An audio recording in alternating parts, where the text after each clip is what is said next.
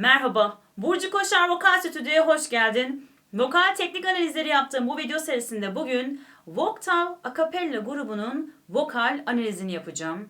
Gerçekten sadece insan sesiyle yapılabilecek en muazzam müziği dinleyeceğiz birazdan.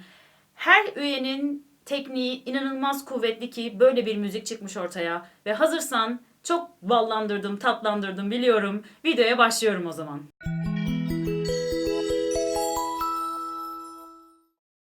The Voktav grubu kendi içerisinde tabii ki sopranoları, tenorları, altoları ve basları olmak üzere ayrılıyor. Ve tabii ki kendi içlerinde de üçerli, ikişerli gruplar olmak üzere belli bir uyum içerisindeler. Ve gerçekten yine söyleyeceğim, insan sesiyle yapılabilecek en uyumlu, belki de dinlenebilecek en başarılı gruplardan diye düşünüyorum. Eğer ilk defa bu grupla karşılaştıysan, seni böyle bir müzik grubuyla tanıştırdığım için de ne mutlu bana. Eğer akapella gruplarla ilgileniyorsan Voktav gerçekten belki de şimdiye kadar dinlediğin en başarılı akapella grup olabilir. Bunda iddialıyım. Şimdi burada bugün inceleyeceğimiz aslında Voktav grubunun tabii ki kendi içlerinde misafir sanatçı kabul etmeleri oluyor.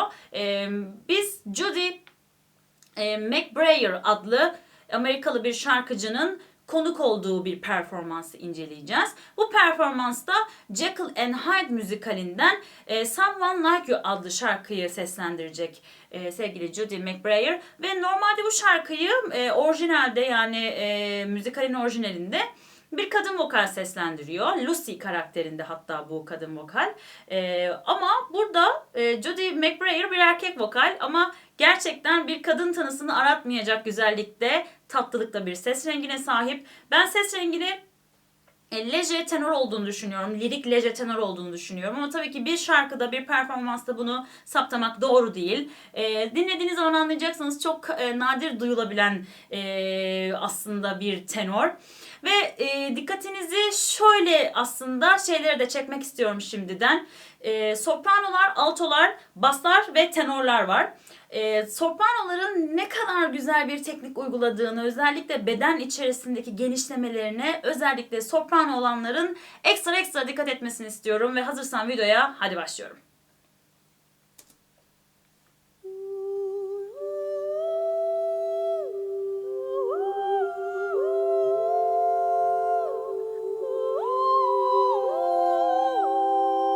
Sopranolar uçuyor.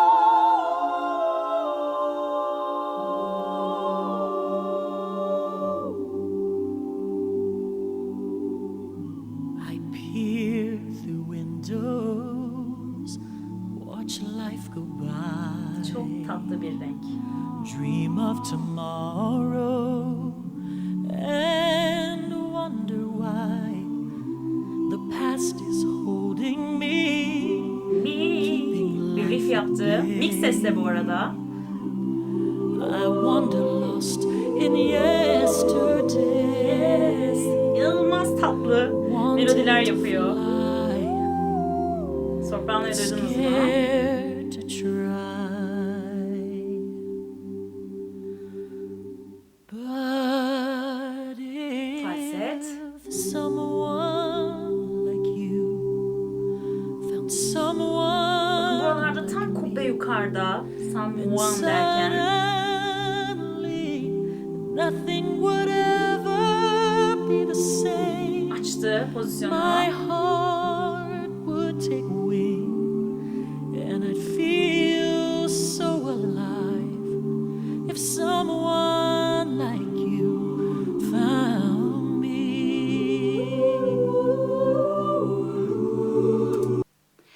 Found me derken bilmiyorum fark ettiniz mi? Sevgili Judy McBrayer burada genel olarak şarkının içerisinde ve cümle sonlarında i'lerde, a'larda pozisyonunu üst dudağını kaldırarak dişlerini göstererek şöyle bir pozisyon yaratıyor.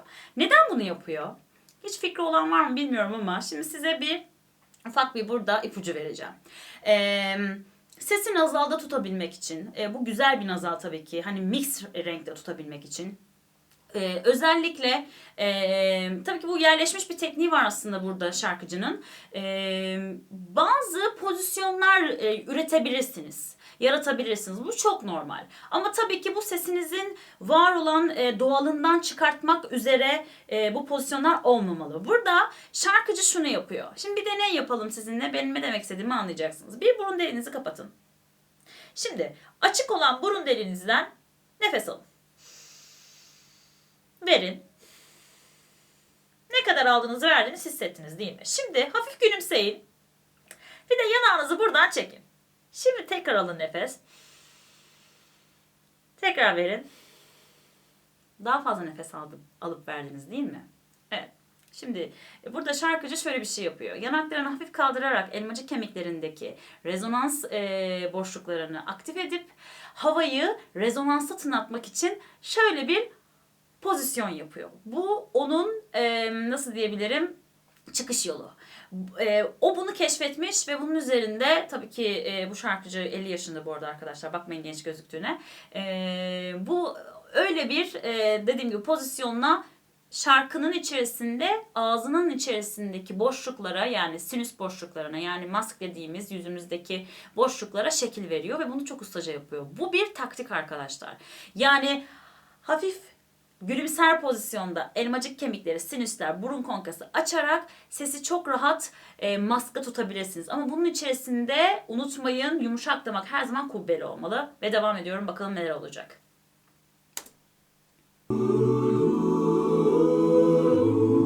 So many secrets I long to share. Hello.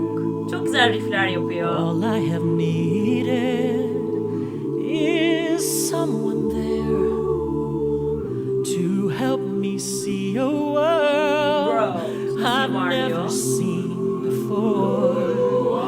A love to open every door Gittikçe açıyor to ekip. set me free. Harmoni büyüyor.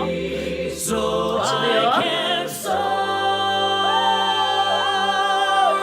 if someone like you found someone like me, then suddenly nothing would ever be the same. There'd be a new way to live, oh, a new life to love. If someone like you found me, oh, if someone like you found someone like me, then suddenly nothing would ever be the same.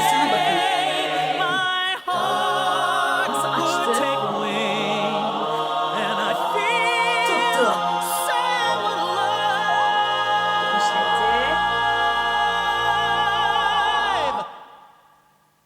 If someone like you. Falsetle karışık bir kafa.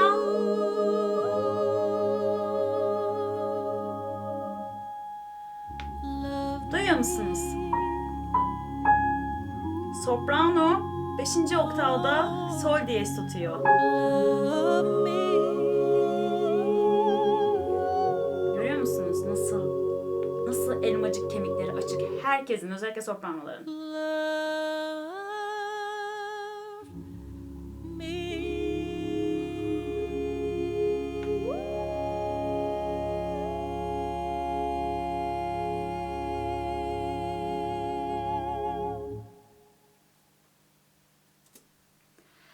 Bu neydi? Evet, dinlediğiniz şey neydi arkadaşlar? Nasıl bir müzik dinledik biraz önce? Gerçekten ben bu gruba yani ekstra bir hayranlığım var. Bundan bir önceki videolarda Voice Play paylaşmıştım. Onlarınki çok başka ama burada bir sanat var arkadaşlar. Burada müzik var. Burada teknik var. Gerçekten çok başarılılar. Sopranolar gerçekten 6. oktav Do High C dediğimiz notayı gördü.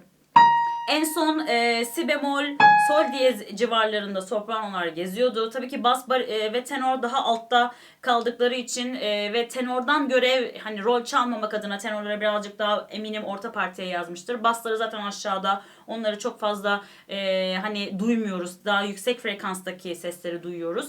Burada Judy McBrayer şöyle şeyler yapıyor, farkında mısınız?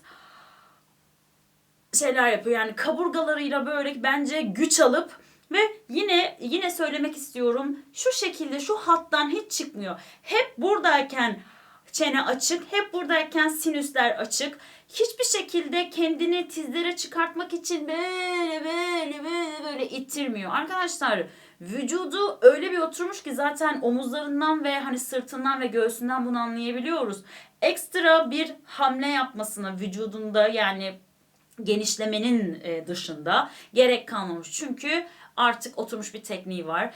Sopranolardan özellikle kapmanızı istediğim tizlere doğru nasıl esnedikleri, elmacık kemikleri hepsinin böyle açık açık. Judy McBrayer'ın da öyle. Yer yer nazal bir tınıya gitti. Ya, tam nazal değil tabii ki bu. Yine hani kötü örnek olarak veriyorum ama işte hani Oğuzhan Koç gibi, Mabel Matiz gibi bir nazal değil. Bu kubeli bir nazal. Bu çok güzel bir nazal yapıyor ve çok gerçekten iyi riffler yapıyor. Tonu çok iyi tutuyor ve tonu tutarken bilmiyorum fark ettiniz mi, bir gücü vardı. Yani bunu böyle kendinizi bırakarak o rengi orada tutamazsınız. Bir emek sarf etmek lazım, bir güç sarf etmek lazım. Tabii ki doğru teknikle, tabii ki doğru destekle. Bilmiyorum, ben gerçekten kendilerine hayranım. Çok nadir insanlara hayran oluyorum. Bu gruba hayranım, öyle diyebilirim. Buradan çıkartacağınız kendinize ders, lütfen şarkı söylerken şu pozisyonlara gitmeyi, bu pozisyonda kalın ve çeneyle beraber yanakları, elmacık kemiklerini, sinüsleri aktif edin. Hafif gülümser pozisyon her zaman işe yarayacaktır. Esnemeyi unutmayın. Mix seste kalmak için birazcık daha pozisyonu sabitlemek gerekiyor. Bunu unutmayın. Umarım bu videodaki verdiğim bilgiler ve izlediğimiz bu güzel müzik hepinizin ruhuna değmiştir, dokunmuştur ve faydası olmuştur diye düşünüyorum. Eğer istediğiniz başka şarkıcıların ve grupların analizleri varsa, yapmamı istediğiniz, yorum olarak bırakabilirsiniz. Elimden geldiğince sizlerin isteğini de yapmaya çalışacağım. Yapıyorum da keza. Bilmiyorum, farkında mısınız? Eğer kanala hala abone olmadıysan bu arada seni de aramıza bekliyoruz. Videoyu beğenmeyi, hatta yüklediğim ilk videolardan senin haberin olmasını eğer istiyorsan zil tuşuna basarak da bildirimlerini açmayı lütfen unutma. Kendinize ve sesinize çok iyi bakın. Başka bir videoda görüşmek dileğiyle. Hoşçakalın.